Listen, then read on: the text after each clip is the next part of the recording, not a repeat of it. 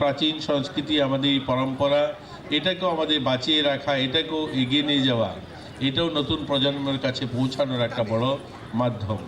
আমরা যারা এখানে ছোট ছোট স্টল নিয়ে যারা এসছে, বিভিন্ন এইচএসজি গ্রুপ সহ অন্যান্য দপ্তরের, তারাও যারা আসেন, তারাও পুরো বছর আমাদের এসএসজি গ্রুপগুলো যে সমস্ত জিনিসপত্র তৈরি করেন, তাদের ওই মেলার মাধ্যমে তাদের তৈরি করা সামগ্রীগুলোকে এখানে তুলে ধরার একটা সুযোগ আসে।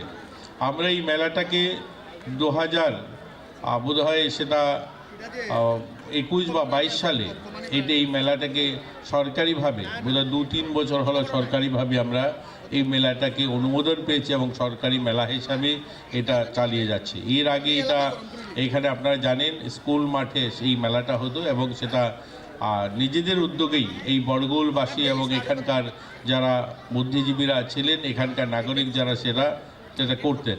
কিন্তু বর্তমান সময় সেটা আমাদের ত্রিপুরা সাংস্কৃতিক দপ্তরের উদ্যোগে এবং এখানকার গ্রাম পঞ্চায়েত যৌথ উদ্যোগে এই মেলাটাকে তারা করে থাকেন।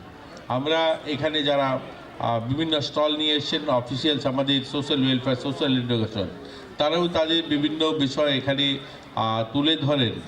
আমরা আমাদের সেখানে চাইল্ড ম্যারেজ, চাইল্ড প্রেগন্যান্সি বা রক্তদান, এগুলোর উপরেও অ্যাওয়ারনেস করে থাকেন। যে আমরা আমি এই অনুষ্ঠানে স্বাগত দিয়ে উদ্বোধক